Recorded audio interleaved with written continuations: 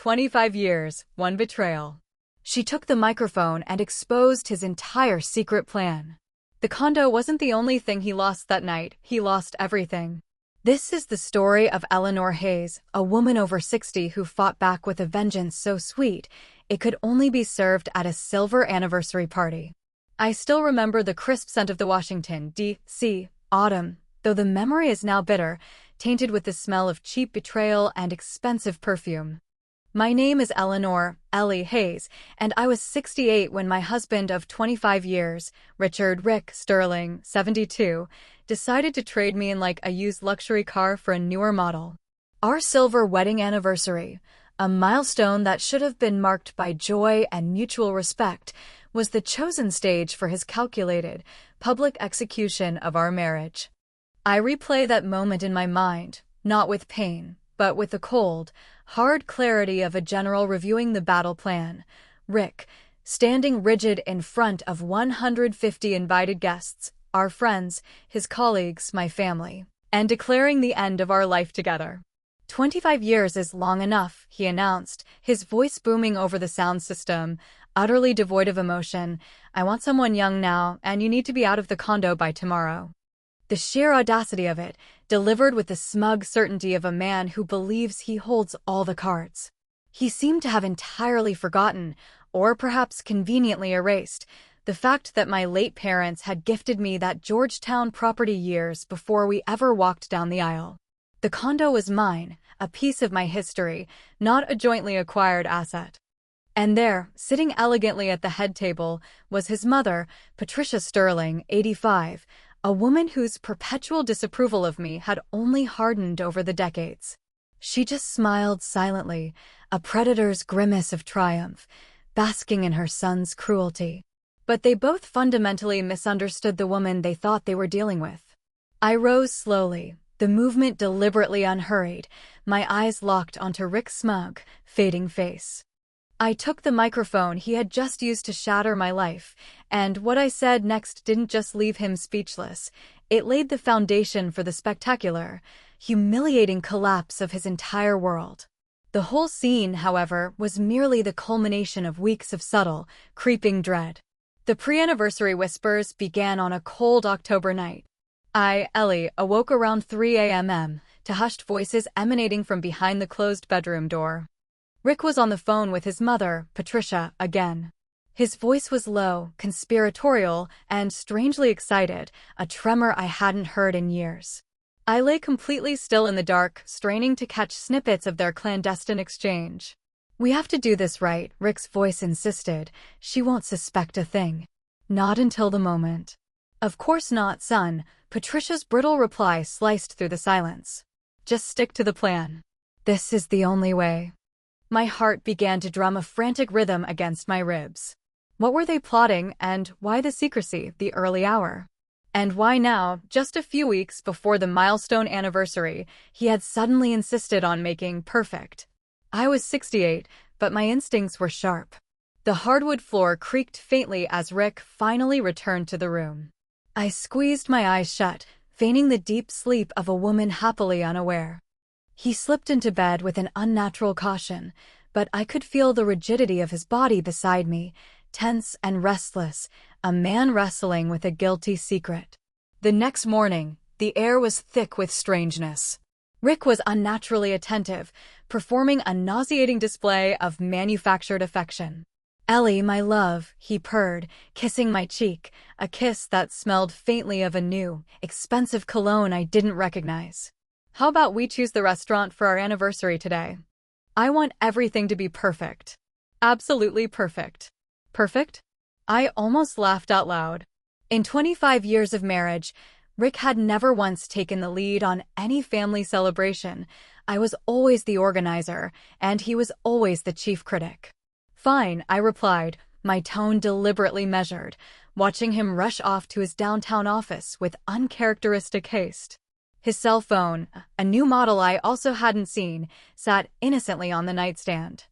The screen pulsed with a notification, calendar reminder, call S at 11 a.m. I walked to the window, took up my watering can, and casually addressed the potted orchid. "Who is the S you have in your contacts, darling?" Rick spun around abruptly, and for a fleeting, terrifying second, I saw pure, unadulterated panic flash behind his eyes, like a frightened animal. He recovered instantly, the mask snapping back into place. Sanford, a colleague from Seattle, he lied smoothly, just consulting him on a major work issue, a big deal for Alliance Development Group. A complete fabrication. I knew my husband better than I knew the back of my own hand, and I knew his tells. His left eye always twitched imperceptibly when he lied, and it was twitching now, a tiny, nervous muscle spasm. I see, I replied, flashing him a serene, knowing smile. But deep inside, a cold, heavy knot of suspicion tightened in my chest. Once the front door clicked shut behind him, I stood by the window, the gray Georgetown sky mirroring the storm brewing within me. 25 years, a quarter century. We had met in college. He was a rising, ambitious business major, and I was a brilliant accounting student, a detail he always seemed to overlook now. We married for what we thought was love, dreaming of a huge family and a home full of children. But the children never came. Doctors found no physical fault, yet the miracle never materialized. Rick took it hard, especially when Patricia began her relentless campaign of passive-aggressive commentary about the absence of grandchildren. Over time, we adjusted to being childless, focusing on careers, travel, and the perceived freedom of our situation. But something vital had fractured, a fundamental shift that left an emptiness between us. My thoughts were interrupted by a sharp knock on the door. It was Patricia Sterling, my mother-in-law, her face set in its usual mask of frigid, over-the-top courtesy. "Eleanor, dear," she chimed, entering the condo without waiting for a formal invitation, as was her custom. "How are you? Are you preparing for the party?" In all our years, she had never once called me daughter, maintaining a distance that was both insulting and impenetrable. "Slowly but surely, Patricia," I replied, leading her into the living room. "Rick insists on celebrating at the Watergate Hotel." "Very good," she responded brightly, her eyes already scanning the room, evaluating every piece of furniture, every painting. "A respectable venue with guests. Doing everything at home just doesn't demonstrate how important the date is." I knew that look. It was the silent commentary that always made me feel that her sprawling suburban mansion was superior in every conceivable way. "By the way, Eleanor, dear," she said, settling into the armchair my father had purchased for me decades ago. "I've been thinking about the future. Rick is 72 now, and well, we don't have grandchildren. Don't you think it would be a prudent idea to write a will for the nephews, just in case?" A sudden, icy chill ran through me. "What nephews, Patricia? We don't have children." "Well, for my nephews," she waved a dismissive hand, "I have 2 excellent boys, studying hard. If we don't, the government will take everything." I slowly placed my teacup on the table, the small sound echoing loudly in the tension. "And where exactly do you keep the condo papers?" she suddenly asked, her tone shifting to one of casual, curious afterthought. "I'm just thinking about the boys' future. The young people." That was it. I understood the subtext perfectly. "They're in the safe," I replied dryly, my gaze never leaving hers. "But why the sudden interest?" "Oh, just in case. You never know what might happen. It's good to know where things are."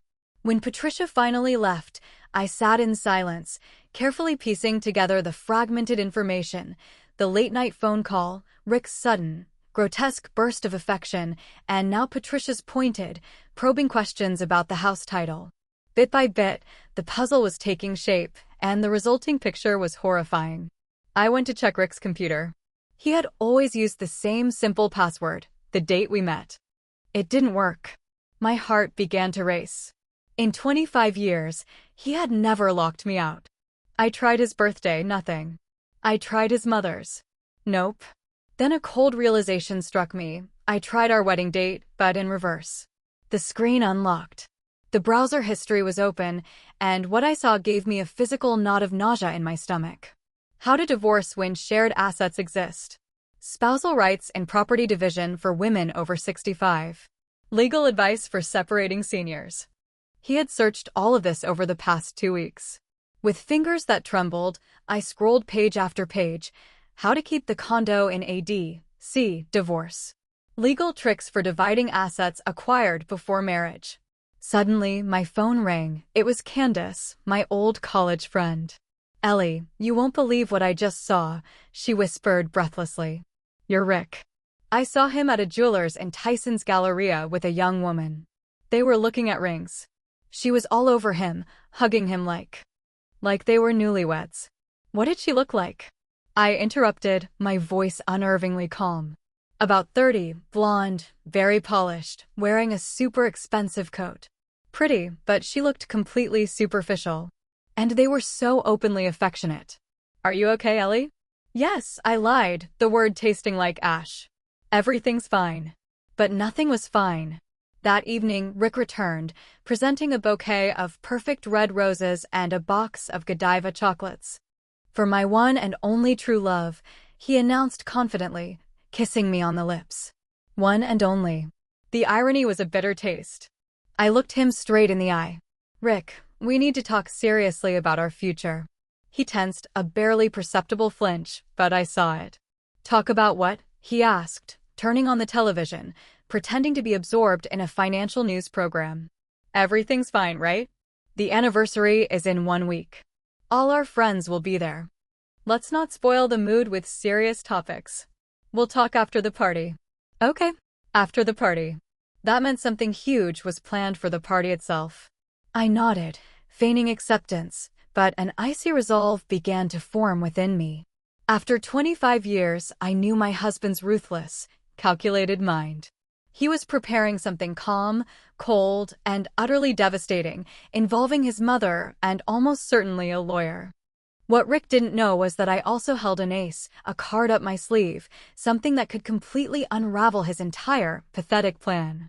And for now, I wasn't going to tell him a thing. The next day, I, Eleanor, woke up with a chilling sense of clarity, the kind you only get when a terrible truth has been revealed, and you must learn to navigate the ruins. Rick left early, skipping his usual oatmeal. "I have a meeting," he stated curtly, avoiding my eyes. "A meeting?" I thought bitterly, knowing exactly who that appointment was with. At 11 a.m. sharp, the landline rang. Rick had conveniently forgotten his new cell phone, leaving it face down on the kitchen counter. I didn't answer, letting the answering machine capture the message. It's Mom." I spoke to Mr. Hayes. "Everything can be arranged. The key is that she doesn't suspect anything until the very last moment. Call me when you're free. Hayes." The name clicked with sickening finality. The supposed Seattle colleague Rick had lied about. It all made a horrifying kind of sense now. 25 years, a quarter-century spent beside a man who was now planning my betrayal with the cold efficiency of office paperwork, his own mother acting as the ruthless accomplice. I approached Rick's phone. It required a 6-digit code. I tried the date we met, September 1st. SD. 1997. Fail. I tried Patricia's birthday. Fail. Then I remembered the blonde from the jewelry store, the young woman who was all over him. My intuition, sharp and vengeful, told me to try a completely impersonal, almost satirical date, March 8th. International Women's Day. It worked. The lover's birthday, as predicted. The text confirmed everything, painting a picture of calculated cruelty. "Sienna, my love, just a little more patience. After the anniversary, everything will be resolved. The condo will be ours." Followed by "You said we'd be living together by New Year's. I'm tired of hiding our true love." Rick's reply, "My darling, everything is progressing perfectly. Mom has already taken care of the details. Ellie suspects nothing. Hayes says, if we play this right, she'll only get half of our marital assets. I'll keep the Georgetown condo." I slumped into a chair, my hands shaking uncontrollably. They were meticulously planning my life, as if I were a piece of second-hand furniture to be divided. Rick, his mother Patricia, the lawyer Hayes, the mistress Sienna, all of them tangled in a web where I was the unsuspecting prey. And the worst revelation was yet to come. "Hey, Mom. Are you absolutely certain the condo title is in both our names? Maybe we got lucky and it's just mine." Son, I saw the copies when your parents gifted it. Both names are on it. But Hayes says there are ways. The crucial thing is she signs the waiver. And if she won't sign? Oh, she will sign. After what we are going to do to her at the party, she won't have any other option. What did they plan to do to me? Humiliation. Scandal. A public accusation designed to break me completely. I didn't waste another second. I copied all the damning messages to my personal encrypted cloud account and placed Rick's phone back where I found it. I needed a plan. I needed the best help money could buy. I called Brenda Cole, 64, my brilliant college friend who is now one of the city's most respected family attorneys. Ellie? Brenda sounded surprised. Long time no talk, dear. Everything all right? Can we meet today? I asked, forcing a calm tone. I need an urgent consultation. I'm free at 6 p.m. Come to the office and we'll talk. And darling, don't worry. Nothing is lost until the papers are signed. Brenda's office was downtown, sleek and modern. She greeted me with a firm hug, immediately sensing the tension radiating from my elderly frame. Sit down. Tell me everything. No hypothetical acquaintances, just the cold, hard truth. I took a deep, steadying breath and laid out the whole sordid story. The late-night calls, the phone messages, Sienna, Patricia's calculated probing, everything. Brenda listened intently, occasionally asking for precise dates and names. I understand, she said finally, her voice low and serious. This is bad, but you acted in time. Tell me about the house. When was the title signed? Whose names are on it? We put both our names on it in 2007, equal shares. But my parents initially gifted it to me in 2005. A crucial detail, Brenda murmured, jotting a furious note. Are you formally employed? Yes, I'm the chief controller at Alliance Development Group. I've been there for 15 years. Excellent. Income protection. And the weekend cabin? Also in both names, but worth almost nothing compared to the Georgetown condo. Ellie, they can't legally do anything to you if you keep a clear head. In AD.C. divorce, assets are divided fairly. No one can force you to waive your share. But it is crystal clear they are planning a dirty attack. They want to force you into a weak, emotional position, a public scandal, a humiliating accusation, something to make you fold. You need to be ready. How do I prepare? Gather evidence. Print those messages. Record conversations if you can do so legally.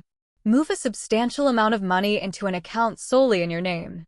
Most importantly, do not let them know that you know their plan. I nodded, feeling the first flicker of genuine relief in days. I had a plan. I had a formidable ally. Thank you, Brenda. How much do I owe you? Brenda smiled, the gesture warm and genuine. Nothing, dear. Friends don't charge for saving you from a vulture. Just keep me in the loop. And remember, no matter what happens, you are not alone or defenseless. I returned home determined to execute my plan. But what I found upon arrival confirmed that the war had already begun. Rick was by the entrance, adjusting his tie in the mirror, his face a mask of faux concern. You look kind of run down today, huh? He blurted out without looking at me. Forgive me, but yes, Eleanor, you've let yourself go a bit lately. Look, turning 68 isn't the end of the world, but you need to get something done. Go to the gym, see a dermatologist. I saw Candace's daughter today. She's 30 but looks 25, very polished. And you? Well, you understand. He was carefully setting the stage, priming me for the public justification of his impending betrayal. I have a meeting tomorrow, he announced suddenly.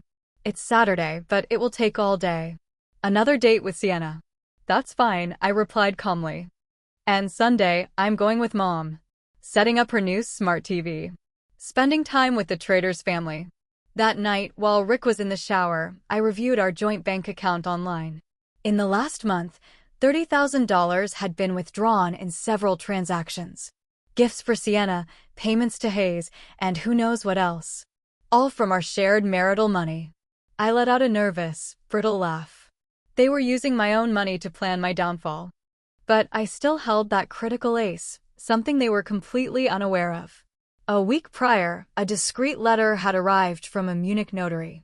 My Aunt Josephine, my father's older, eccentric sister, had passed away in Germany, childless and without a spouse. She had left her entire considerable estate to me, her only niece. The assets included a stunning condo in Munich, valued at the equivalent of 800,000 US dollars, a Swiss bank account containing 570,000 US dollars, and another luxurious investment condo in Miami Beach, Florida. The total value exceeded $3.5 million. I hadn't told a soul. I had originally intended to surprise Rick with the news on our anniversary, but now that money and property were not a surprise, they were my absolute salvation. I opened my laptop and began meticulously researching how to legally register the inheritance, transfer the funds to my newly created personal account, and protect myself legally from the people who saw me as nothing more than a wealthy, naive fool. Rick thought he held all the winning cards, but the game was just beginning. On Monday, I awoke with a focused, almost ruthless resolve.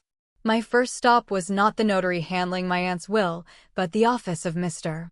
Perry, 78, the real estate lawyer who had helped us purchase the Georgetown condo all those years ago.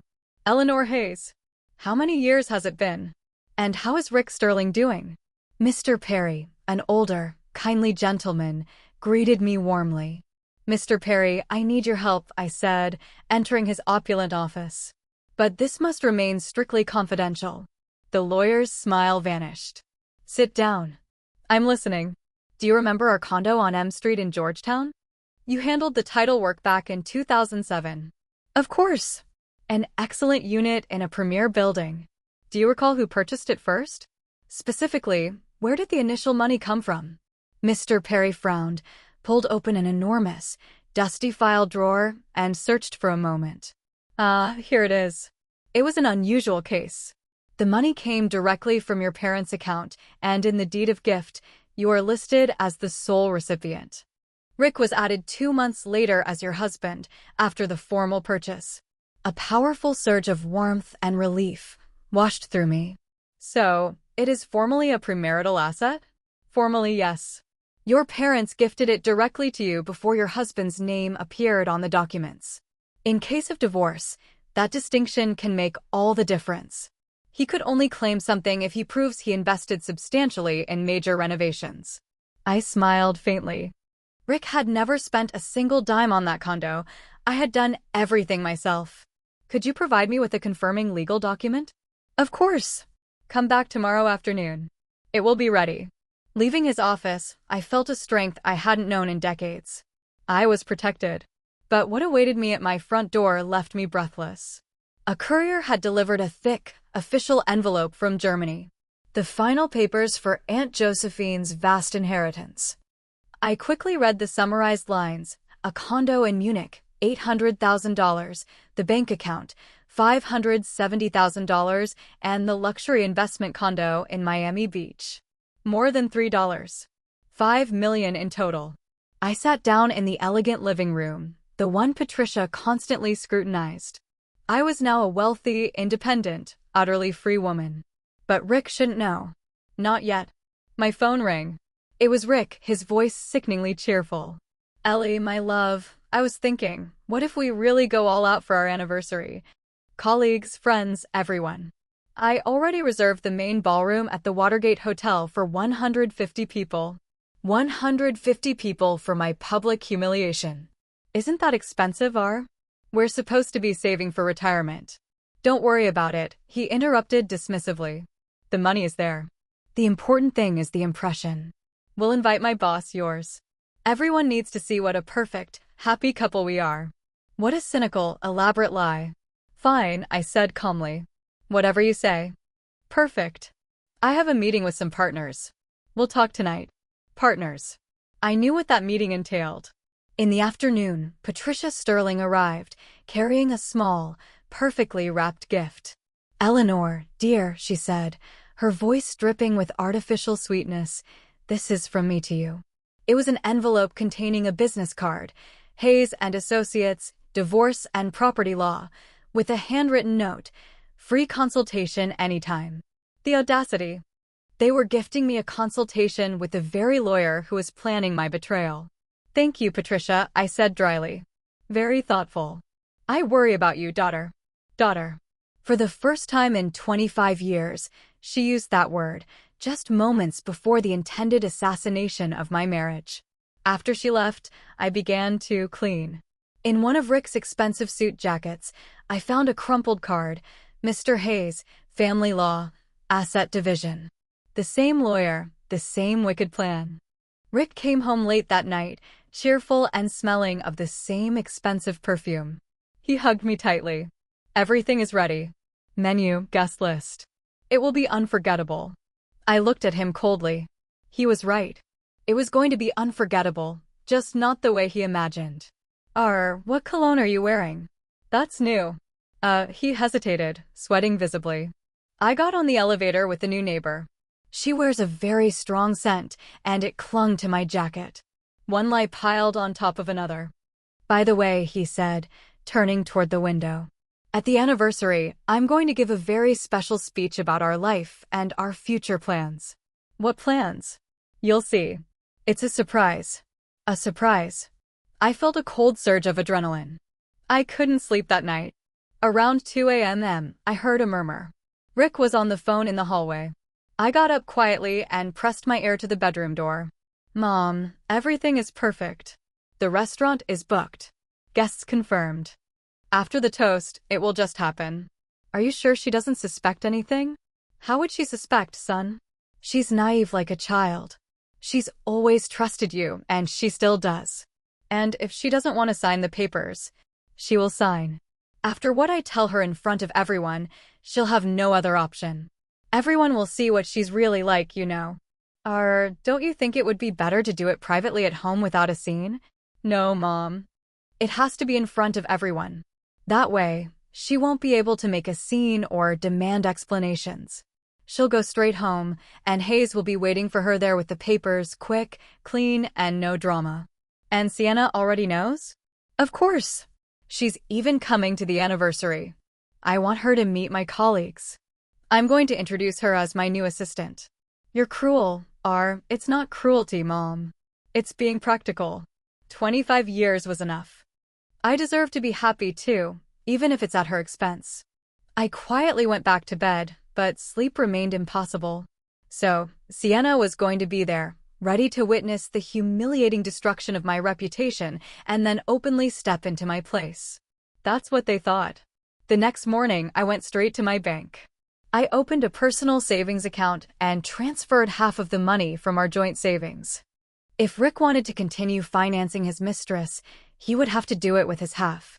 Then, I met Mr. Perry and obtained the crucial legal document confirming the condo was my premarital asset. Next, I went to my office. Mr. Budrow, I said to my boss, entering his massive corner office. Can I speak with you? Of course, Eleanor Hayes. Is everything all right? Everything is fine for now, I replied, sitting down. I just wanted to warn you that I will soon be entering a difficult personal phase, a high-profile divorce. Divorce? Seriously, Eleanor? I thought you two were solid. You even invited me to your anniversary. That is precisely why I want to warn you. If things get ugly, and I expect they will, I hope I can count on your support. My work won't be affected, I guarantee it. You are the best chief controller we've had in 15 years, Mr. Budrow said firmly. Whatever happens, your job is safe. We stand by our people. That night, while Rick was at another phantom meeting, I took out the inheritance documents. I needed a clear, meticulously thought-out final plan. The Miami Beach condo was empty. Aunt Josephine's lease had just expired. I could move there immediately after the divorce. With the money in the German bank, I had financial independence for the rest of my life. And most importantly, the paper proving the D.C. condo was exclusively mine. Rick would never see that coming. Tomorrow was the anniversary. He thought he was about to deliver the final, crushing blow, but he was the one about to be blindsided. I put all the documents back in the safe and smiled, a calm, terrifying smile. On Thursday morning, I visited the German consulate. I needed to formalize the inheritance to access Aunt Josephine's accounts. The consul, a serious gentleman, reviewed the documents. Everything in order, Mrs. Hayes. Your aunt was a very prudent woman. The bank accounts will be unlocked in 1 week. And regarding the Miami Beach condo, ownership passes to your name immediately. Here are the final papers. I carefully placed the documents in my leather bag. I now owned 3 valuable properties, over $1 million in cash, and most valuable of all, absolute freedom. Later that day, I opened a new bank account in euros to prepare for the international transfer. The bank advisor, a young woman, looked at the inheritance figures with wide eyes. Wow, you did very well with the inheritance, didn't you? Yes, I smiled. My aunt was an incredible woman. Leaving the bank, I felt a heavy weight lift from my shoulders. I was genuinely free and independent. I no longer cared what Rick planned. That was no longer my problem. But the small surprise waiting for me outside the Watergate Hotel was a sharp, final blow. I had gone to discreetly check on the party arrangements, and right by the entrance, a young blonde in an expensive coat was talking loudly on the phone. My love. It's incredible, Sienna was saying in a sickeningly sweet voice. The ballroom is huge. The decor is divine. You promised we'd be living in a huge condo soon, and I can already imagine hosting parties there. It was her, Rick's mistress, just feet away, excitedly discussing the luxurious life she would soon be enjoying with my husband. I stood motionless, studying her. She was undeniably attractive, about 30, great figure, but her eyes were empty, cold, and calculating. Of course, I understand tomorrow will be difficult, Sienna continued. But you said after your speech, she'd understand everything. And I'll be there as your new assistant. Romantic, right? Publicly humiliating your wife is romantic. I walked closer. Excuse me, do you know where the event manager is? Sienna turned, gave me a dismissive, head-to-toe look of disdain. No idea, she replied coldly. I don't work here. She returned to her phone. Some old lady is asking me questions here. Okay, see you tonight. I love you. Some old lady? I smiled to myself, a dangerous, cold expression. Tomorrow, this old lady would deliver a very big surprise. The restaurant manager, a plump, kindly woman, greeted me with a professional smile. You're here about tomorrow's anniversary. Mr. Sterling already paid for everything. Ballroom for 150 people, grand banquet, live orchestra. The cost was $55,000. $55,000 to humiliate me in public. I nodded. I see. Could I see the ballroom? The room was breathtakingly luxurious. High ceilings, crystal chandeliers, immaculate white tables. Where will the microphone for the toasts be? I asked. Right here in the center, the manager said.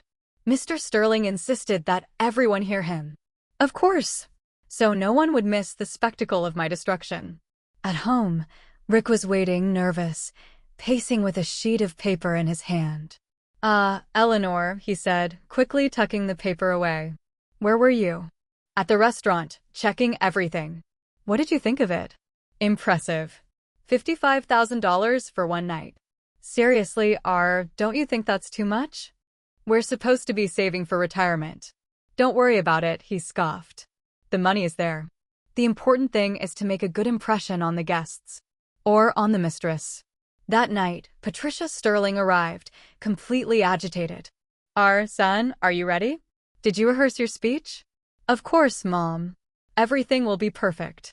Don't worry. She patted his shoulder, her eyes glowing with anticipation. Your speech will be a success. Everyone will see that you made the right decision. The right decision. I watched them from the kitchen, the slow, cold burn of my rage consuming me. Mom, what if she makes a scene? Rick asked anxiously. She won't, Patricia replied confidently. With so many people, she'll hold it together. She's an educated woman. They'll settle things at home. And Hayes, is he ready? Yes, the papers are done. All she needs to do is sign. After your speech, she'll have no choice. I quietly went to the bedroom and took my own papers from the drawer. I had everything ready. I put all the documents into a small, elegant folder. The premarital condo title, the inheritance documents, and the statement for my new bank account.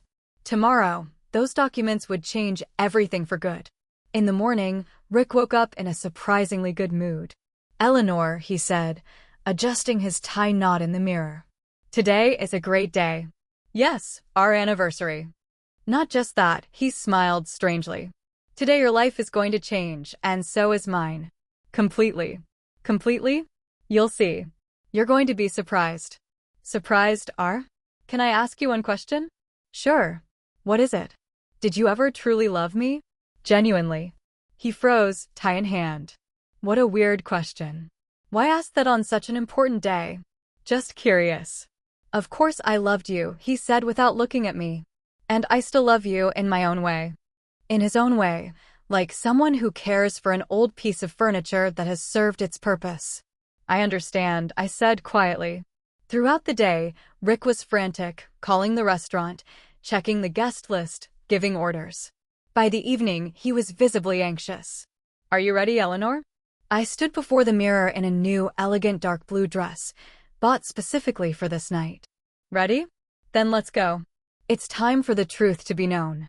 The truth. I grabbed my purse where my folder of documents rested. Yes, it's time for everyone to know the truth. They didn't speak during the drive. Rick was a bundle of nerves, drumming his fingers on the steering wheel. I watched the city lights.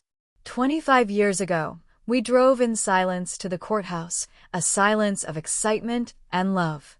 Today, it was the silence before a battle. Eleanor, Rick said when we arrived at the hotel. No matter what happens today, I want you to know that I wish you the best. The best? What a cruel mockery.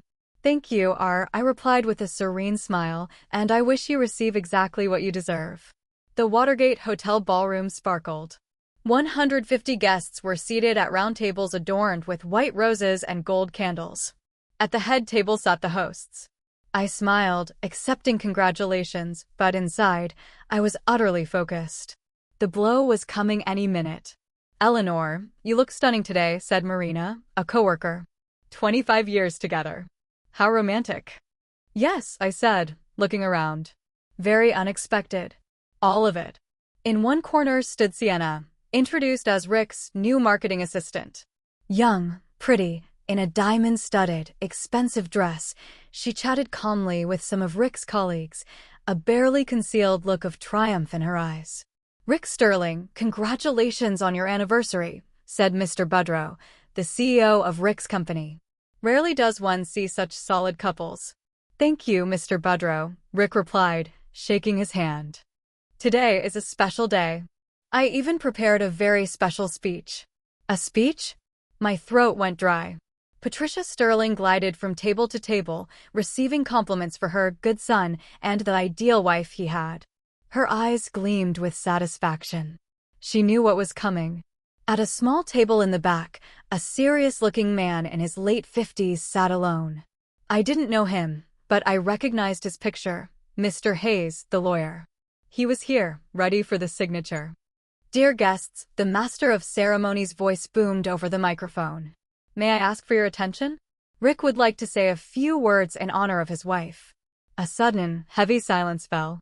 Everyone turned toward the main table.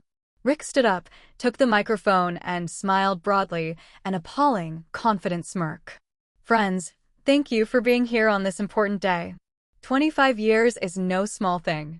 It's a quarter century alongside one person. The guests nodded, raising their glasses. I've thought a lot about our life together, Rick continued. About what united us, what made us happy, and what didn't so much. And I realized something very important. People change. What seems right when you're young can eventually turn out to be a mistake. The ballroom grew quieter. People exchanged confused, worried glances. 25 years ago, I chose the woman who would be my life partner, guided by youthful emotions. But life taught me to see things more clearly. The truth is, I want to be honest with you and with myself. For 25 years, I endured a life with a woman who is not right for me. A gray, boring woman who doesn't know how to be the partner of a successful man. The ballroom erupted in surprised, outraged murmurs. Rick, are you crazy? Someone yelled. Quite the opposite, he said calmly. I'm finally thinking clearly. Eleanor needs to understand this. Our marriage is over. I'm filing for divorce. The room was stunned. Some gasped. Patricia Sterling smiled triumphantly. Furthermore, Rick continued, emboldened by the chaos. I want a fair division of assets. Eleanor must leave the condo. It's time for a new life, new relationships.